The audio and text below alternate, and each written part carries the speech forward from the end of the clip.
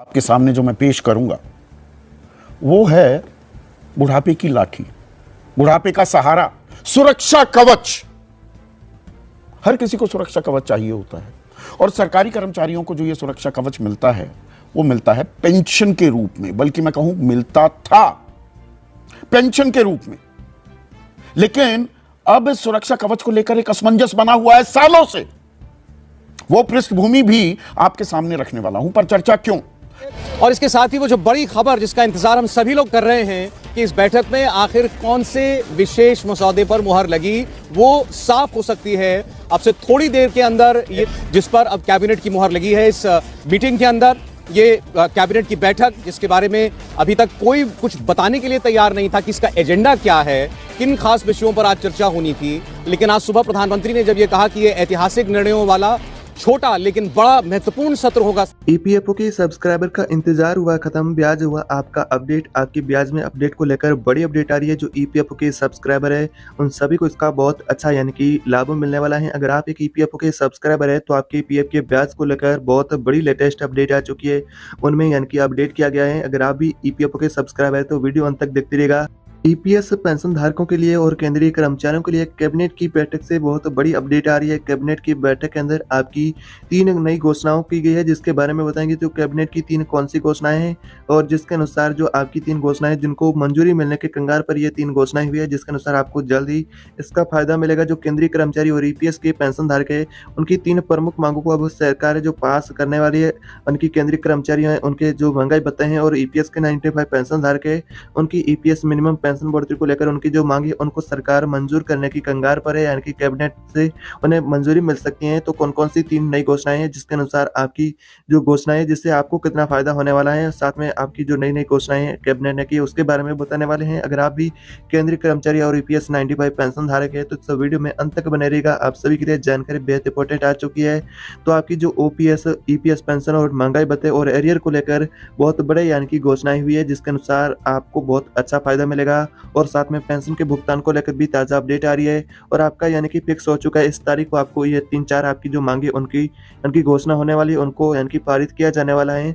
तो कब आपको इन 3 मांगों को पारित किया जाएगा, जो कर्मचारी वर्ग है इसको लेकर काफ़ी यानी कि लंबे समय से इंतजार करे कि सरकार मिनिमम पेंशन की बढ़ोतरी कब करेगी और महंगाई भत्ते को लेकर, डीए बढ़ोतरी को लेकर ऐलान कब किया जाएगा और आपका जो 18 माह का एरियर है उनको लेकर ऐलान कब किया जाएगा, जिसको काफ़ी लंबे समय से सरकारी यानी कि इंतजार कर रहे हैं कि उनका फ़ायदा उनको मिले। तो आपको बता दें कि आपकी पेंशन और ओपीएस को लेकर भी अपडेट आ रही है। साथ में आपका महंगाई भत्ता एरियर को लेकर सरकार ने 3 घोषणाएं की है, जिसके अनुसार पहली घोषणा हुई जो कि ईपीएस के पेंशन धारक है उनकी पेंशन बढ़ोतरी को लेकर, उनकी पेंशन बढ़ोतरी का जो प्रस्ताव है पारित होने के कगार पर है।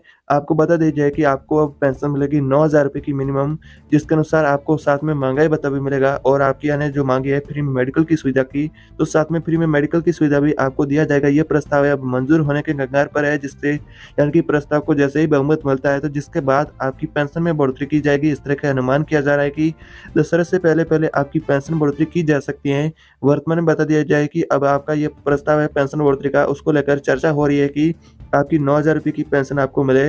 ये प्रस्ताव है अब यानी कि पारित होने वाला है, पारित होने के कगार पर है। जल्द इसको लेकर घोषणा आने वाली है कि आपकी पेंशन को 9,000 रुपये किया जाएगा। और बात करें जो आपकी अन्य जो मांगे है, जैसा कि साथ में फ्री मेडिकल सुविधा हायर पेंशन को लेकर उनको भी साथ में मंजूर किया जाए, यानी कि ईपीएस की जो 4 सूत्रीय मांगे उनको लेकर प्रस्ताव है वो मंजूर किया जाने वाला है। और बात करें आपकी महंगाई भत्ते की यानी कि डीए को लेकर, जो कर्मचारी इंतजार में बैठे हैं कि सरकार उनका महंगाई भत्ते में कितनी बढ़ोतरी करेगी। तो महंगाई भत्ते को लेकर वर्तमान में इस तरह की अपडेट आ रही है कि केंद्र सरकार आपको दशहरा से पहले जो आपका महंगाई भत्ता है उसमें भी बढ़ोतरी कर सकती है। फिलहाल मीडिया रिपोर्ट के अनुसार ऐसा दावा किया जा रहा है कि आपकी महंगाई भत्ते में 4% की बढ़ोतरी होगी। कुछ मीडिया रिपोर्ट के अनुसार ऐसा भी दावा किया जा रहा है कि आपके महंगाई भत्ते में 3% की बढ़ोतरी होगी। कुछ मीडिया रिपोर्ट के अनुसार ऐसा भी यानी कि दावा किया जा रहा है कि आपके महंगाई भत्ते में 8% की बढ़ोतरी होगी और 50% किया जाएगा। लेकिन बता दिया जाए कि ये अभी तक यानी कि इसको लेकर सरकार ने कोई ऑफिशियली तौर पर नए आंकड़े जारी किए है कि अनुमान के आधार पर आंकड़े बताए जा रहे हैं कि आपको इतना फीसदी आपका महंगाई भत्ता बढ़ेगा।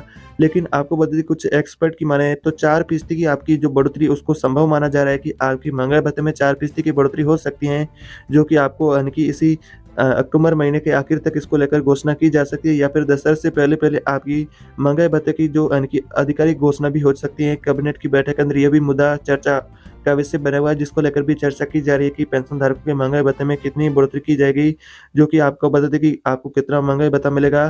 तो 4% के अनुमान के आधार पर इस तरह का यानी कि दावा किया जा रहा है कि आपको महंगाई भत्ता 46% मिलेगा। बात करें आपको 18 माह का एरियर को लेकर, जो कर्मचारी इनको लेकर भी इंतजार में बैठे कि उनका रुका हुआ एरियर का पैसा है जो कर्मचारी का वो उन्हें मिले।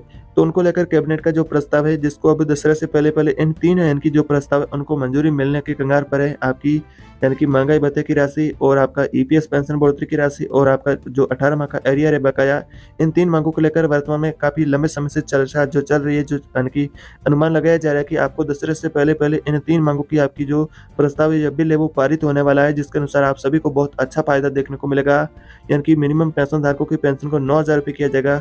डीए को अनुमान के आधार पर इस तरह का व्यक्त किया जा रहा है कि 3 या 4% की आपकी बढ़ोतरी संभव है और एरियर है 18 माह का, वो भी इससे दशहरा से पहले जो केंद्रीय कर्मचारी है उनके खातों में भुगतान किया जाएगा। तो फिलहाल आपके लिए 3 बड़ी नई घोषणाएं आ चुकी है कैबिनेट के अनुसार, ये आपको फायदे मिलने वाले हैं। सुप्रीम कोर्ट ने लाइव आकर किया बड़ा ऐलान। ईपीएफओ के खाता धारकों को न्यूनतम पेंशन 8,000 से बढ़ाकर 9,000 करने को स्वीकृति दी। साथ ही पेंशन में 3 नए बदलाव भी सुप्रीम कोर्ट ने जारी किए हैं और आपको साथ में अन्य महंगाई भत्ते देने को लेकर फैसला सुनाया है। पेंशनर्स की 4 मांगों को मंजूरी मिली। देखिए वीडियो में पूरी रिपोर्ट। अगर आप नौकरी पेशा हैं तो आपके लिए खुशखबरी है। ईपीएफओ ने पेंशन को लेकर एक बड़े बदलाव किए हैं। क्या है ये बदलाव और कैसे मिलेगा इसका आपको फायदा, पूरी डिटेल देखिए इस रिपोर्ट में। जैसा कि आप जानते हैं कि पीएफ के कर्मचारी काफी लंबे समय से अपने ब्याज के पैसे को लेकर यानी कि इंतजार कर रहे हैं। तो केंद्र सरकार ने काफी लंबे समय से 8.15% की दर से ब्याज देने की घोषणा कर रखी है, जिससे घोषणा पर अमल जल्दी किया जाएगा। माना जा रहा है कि पीएफ के कर्मचारियों के खाते में जल्दी 8.15% की दर से जो आपका पीएफ ब्याज है वो भेजा जाएगा। जानकारी के लिए बता दें कि यह वित्तीय वर्ष 2022-23 में की गई थी, जिससे देश के वित्त विभाग ने यह घोषणा कर दी थी कि ईपीएफओ के कर्मचारियों के खाते में जल्दी ये अमाउंट है ट्रांसफर की जाएगी। तो उसको लेकर लेटेस्ट अपडेट आ रही है कि आपको अब कितना पैसा मिलेगा। माना जा रहा है कि 8.15% की दर से ब्याज मिलते ही लगभग यानी कि 6 करोड़ कर्मचारियों को सीधे तौर पर इसका फायदा मिलेगा। हालांकि ब्याज की राशि भेजने की आधिकारिक जो अभी तक तिथि नहीं घोषित की गई है, परंतु ऐसा माना जा रहा है कि दिवाली से पहले इस योजना पर अमल किया जाएगा, यानी कि इसका फैसला किया जाएगा। अनुमान लगाया जा रहा है कि आपका यानी कि ये ब्याज का पैसा है पीएफ का, वो नवंबर तक कर्मचारियों के पीएफ अकाउंट में जारी किया जाएगा। आदेश के अनुसार इस तरह की यानी कि 8.15% की दर से आपको ब्याज उपलब्ध कराया जाएगा। साथ ही सरकार ने यह भी ऐलान किया है कि ब्याज की स्थिति देखने के लिए, खाता स्टेटस चेक करने के लिए कर्मचारियों को कहीं भी जाने की भी जरूरत नहीं है, वो ऑनलाइन भी घर बैठे चेक कर सकते हैं। साथ में बता दें कि आपको 8.10% से 8.15% जो आपका ईपीएफओ रेट जो है कि इंटरेस्ट रेट मिलता है पीएफ के ब्याज के तौर पर, उसमें संशोधन किया था, जिसके कर्मचारियों की बेसिक पे का 12% जो पीएफ अकाउंट में भेजा जाता है, उतना ही अमाउंट कंपनी के भी द्वारा उनके खातों में जमा किया जाता है। साथ ही एम्प्लॉय प्रोविडेंट फंड ऑर्गेनाइजेशन यानी कि पीएफ के अकाउंट होल्डर्स को एक नया तोहफा दिया जा रहा है, जिसमें कि यह निर्धारित किया गया है कि पीएफ का अकाउंट में जमा राशि पर ब्याज दर 8.10 से बढ़ा करके 8.15%